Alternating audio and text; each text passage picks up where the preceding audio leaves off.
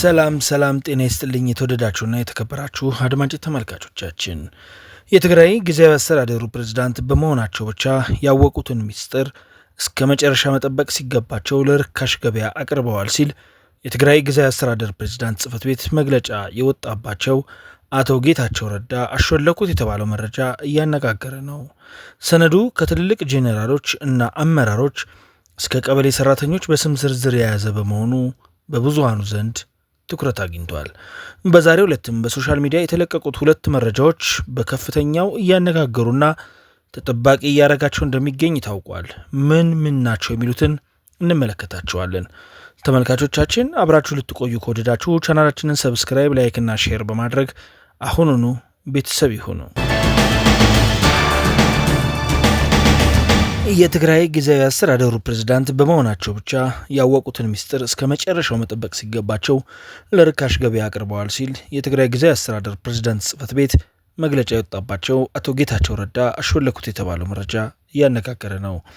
ጥቂት ወንጀለኞችን ለማዳን ሲባል በህዝብ ስም መነገድ ይቁም በማለት ከባድ ቃል የሰነዘሩት አቶ ጌታቸው ረዳ በቅርቡ በፋና ቴሌቪዥን ላይ ቀርበው የተናገሯቸው ንግግሮች አስመልክቶ የተቃውሞ መግለጫ ያወጣው የትግራይ ክልል ጊዜያዊ አስተዳደር ፕሬዝዳንት ጽሕፈት ቤት የህግ ልዕልና ለማረጋገጥ ያለመ ሳይሆን የህዝቡን የትግል ታሪክና ቀጣይነት የሚያጎድፍና የሚያጨልም በቂም በቀል የታጨቀ ነው ሲል ገልጾ የነበረ ሲሆን ጽሕፈት ቤቱ በመግለጫው ላይ አቶ ጌታቸው ፕሬዝዳንት በመሆናቸው ብቻ ያወቁትን ሚስጥር እንደ አንድ የህዝብ ብሔራዊ ጉዳይ እስከ መጨረሻው መጠበቅ ሲገባቸው ለርካሽ ገበያ ማቅረባቸው ማንነታቸውን ያሳየ ተግባር ነው ሲል ስሜት በተሞላበት ሁኔታ የወረፏቸው ምን አይነት ሰነድ ቢሆን ነው የሚለው እያነጋገረ ይገኛል። በስልጣን ቆይታቸው የታዩ ውድቀቶች ሙሉ በሙሉ ወደ ሌላ አካል ሲያላክኩና ከሳሽ ሲሆኑ ሰንብተዋል ያለው ጽሕፈት ቤቱ ይህ ወደ ሚዲያ ፕሮፓጋንዳ መቅረቡ የወረደ ኃላፊነት የጎደለው ተግባር ነው ብሏል። የጽሕፈት ቤቱ መግለጫ አቶ ጌታቸው ህገወጥ የሰዎች ዝውውር አስመልክቶ በብዙ ጥረት ተጠንቶ ወደ እጅ የገባን ኮፒ ያልተደረገ ሰነድ በወቅቱ ተጠያቂነት ሳያረጋግጡ ቀርተው አሁን በማህበራዊ ሚዲያ እንዲሰራጭ አድርገዋል ሲል ይከሳል። ይህ ኃላፊነት የጎደለው ተግባር ሊያጠቋቸው የፈለጓቸውን ግለሰቦች ላይ ብቻ ያነጣጠረ ሳይሆን ፍትህንና ተጠያቂነት እንዲረጋገጥ የሚደረገውን እንቅስቃሴ የሚጎዳ በጥናቱ ተሳትፎ የነበራቸውን አካላት ቤተሰቦቻቸውን ጭምር ለአደጋ የሚያጋልጥ የነውር ነው ሲል በምሬት ወቅሷል። የፕሬዝዳንት ጽሕፈት ቤት መግለጫ ተከትለው ወዲያውኑ ምላሽ የሰጡት አቶ ጌታቸው ረዳ የተጠናው ጥናት ተንተርሶ ወደ እርምጃ እንደማይገባ ስላወኩኝ ወደሚመለከተው የበላይ አካል መረጃውን ልኬዋለሁ ሲሉ ተደምጠዋል።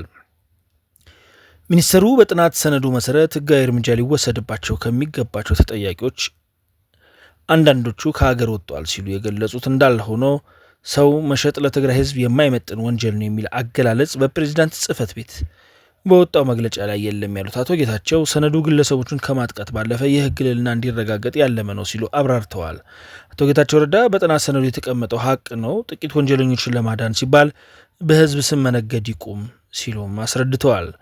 ይህ በብዙዎች ዘንድ በጉጉት የሚጠበቀው ምስጢራዊ ሰነዱ የህገ ወጥ የሰዎች ዝውውር በብዛት ኤርትራውያንን በህገ ወጥ መንገድ ማዘዋወር የሚመለከትና ሌሎች ጉዳዮች ላይ የተጠና ሰነድ ሲሆን በአራት ክፍሎች የተከፈሉ 69 ገጾች እንዳሉትም እየተነገረ ነው። በሰነዱ በጥናት የተለዩ የወንጀል ተግባራቶች ተብለው የተጠቀሱት ደግሞ ስልጣንን ያለ አግባብ መጠቀም፣ በወንጀል የተገኘን ገንዘብ ህጋዊ አስመስሎ በመያዝና በማዘዋወር፣ ሰው ማፈንና መሰወር፣ በህገ ወጥ መንገድ ሰዎችን ከሀገር ወደ ሀገር ማዘዋወር፣ የመንግስት ስራ ምቹ ባልሆነ መንገድ መምራት፣ ኃላፊነት ባልተገባ መንገድ መጠቀም፣ ሙስና ወዘተ ተግባራቶችን መፈጸማቸውን ያረጋገጠ ነው እየተባለም ይገኛል። በሰነዱ በተጠቀሱ የወንጀል ተግባራት በሰራዊት አመራር ያሉ የነበሩ የጄኔራል ማዕረግ ካላቸው ከፍተኛ ወታደራዊ መኮንኖች እስከ ቀበሌ አመራር ያሉ አስተዳዳሪዎችና ነጋዴዎች ሌሎችም የሚገኙበት 231 ተጠርጣሪዎች በስምና አድራሻም ተጠቅሷል። ሰነዱ በህገወጥ መንገድ የተዘዋወሩ የኤርትራውያን ስም የተዘዋወሩበት ቦታና ቀን፣ ያረፉባቸው ሆቴሎች እንዲሁም ለህገወጥ ዝውውሩ ገንዘብ ገቢ ያደረጉባቸው የባንክ ሂሳብ ቁጥሮችም አብረው ሰፍረዋል። የጥናት ሰነዱ የሰው ማስረጃ፣ የድምፅ ቅጂ እንዲሁም በድብቅ የተቀረጸ ምስል ያካተተ እንደሆነ ይዘረዝራል። በሰነዱ በቀንደኛ ተጠርጣሪነት ከተጠቀሱት ከፍተኛ መኮንኖች አንዱ የሆኑት ተወልደ ገብረትንሳኤ በቅርቡ ከሀገር መውጣታቸውን ሚኒስትር አቶ ጌታቸው ረዳ በቅርቡ ከፋና ቴሌቪዥን ጋር በነበራቸው ቆይታ መጥቀሳቸው የሚታወስ ነው። ይህ እጅግ አደገኛና አነጋጋሪ ሰነድ ዓለም አቀፍ ወንጀለኞችን ጭምር ያካተተ ዝርዝር መረጃዎችንም የያዘ በመሆኑና በሚስጥር ተይዞ ሊቆይና ሊሰነብቱ የሚገባቸው እንደነበርና በመውጣቱ እጅግ እንዳስከፋቸው የፕሬዝዳንት ጽሕፈት ቤት ተጠቅሞ አርጎ ያለፈ ቢሆንም በትግራይ ትልቅ አመራሮች ዘንድ መነጋገርን የፈጠረ እንደሆነ እየተነገረ ይገኛል። ይህ በእንዲህ እንዳለ በዛሬው ዕለት በሶሻል ሚዲያ የተለቀቁት ሁለት መረጃዎች በከፍተኛው ያነጋገሩና ተጠባቂ እያደረጋቸው እንደሚገኝ ታውቋል። እነዚህ መረጃዎች አንዱ የትግራይ ጊዜያዊ አስተዳደር ፕሬዝዳንት ጄኔራል ታደሰ ወረደ በጅማ ከተማ ፌዴራል መንግስቱ ባዘጋጀው ስብሰባ ላይ ለመታደም በተገኙበት ሰዓት ከጅማ ከተማ ማህበረሰብ ዘንድ ባህላዊ የሆነውንና በኦሮሞ ሕዝብ ዘንድ ለተከበሩ ሰዎች የሚሰጠውን ስጦታ ሲቀበሉ የሚያሳይ ፎቶ መለቀቁ፣ በተለይም የብልጽግና አመራሮች ከቧቸው ፎቶ መነሳታቸው ከወቅታዊ የትግራይ ፖለቲካ ትኩሳት አንጻር ብዙሃኑን እያነጋገረና እያጨቃጨቀ እንደሚገኝ ተነግሯል። በሁለተኛ ደረጃ ደግሞ በሮብ ምሽት ይጠብቁን ተብሎ በተሰራጨውና ሊተላለፍ በተዘጋጀው በአቶ ሪድዋን ሁሴንና በአቶ ጌታቸው ረዳ የሚቀርበው በፕሪቶሪያ ስምምነት መሰረት ያደረገውና የነ ደብረጽዮንን ህወሓት ፖለቲካዊ ንግግር ዱላን ያሳርፋል ተብሎ የሚጠበቀው ቪዲዮ ፕሮቫው ከተሰራጨ በኋላ በብዙዎች ዘንድ አከራካሪና ተጠባቂ አድርጎት ይገኛል። ይህ አከራካሪና ተጠባቂ ቪዲዮ እንደሚከተለው እንደዚህ ቀርቧል። በእያንዳንዱ ስቴፕ እንቅፋት ተፈጥረና ባለመሳካቱ ትከሳለህ። ድንገት የተረጋጋ ሁኔታ ከተፈጠረ በተለየ መልኩ ጎዳለሁ ብሎ የሚያፈል ከግርግር ብቻ እንደሚያተርፍ የሚያምን ኃይል የዶለተ ብሎ ግን መሬታችን ተይዟል ደግሞ ብሎ ሚዲያ ሲያገኝ ይከሳል። እኛ ለምንበት የሆነ ነገር ተደረገ፣ መንግስት አስረክበው መጡ ምናምን የሚሉት ወሬ አለ። የምን መንግስት? ተፈናቃይን መልስ ሲባል ተፈናቃይ በወታደር እጄ ካልገባው ብሎ ሆን ብሎ ያደናቀፈው ሰው ተፈናቃዮቻችን እየተሰቃዩ ነው ይላል። ሰራዊት የለውም። በቃ የህወሓት ሰራዊት ስለተባለ የህወሓት ሰራዊት ይዤ እቀጥላለሁ ሊሆን አይችልም።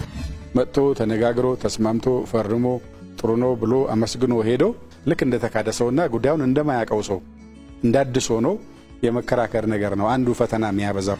አዲስ ጽሁፍ ማንበብ ያልቻለ ሰው ድሮ ያጠናትን ነገር ይዞ ነው መቀጠል የሚፈልገው። ቃላት ጭምር ሳይቀይር መኖር ከቻለ ለአሁኑ ትውልድ ኦብሶሌት ነው፣ ምንም ርባና የለውም ማለት ነው።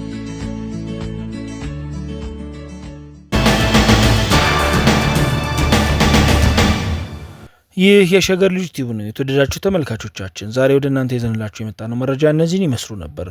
የሸገር ልጅ ቲዩብ መርጣችሁ አብራችሁን ስለቆያችሁ እያመሰገንን በሌሎች ወቅታዊ መረጃዎች እስክንመለስ ድረስ ቸር ቆዩልን።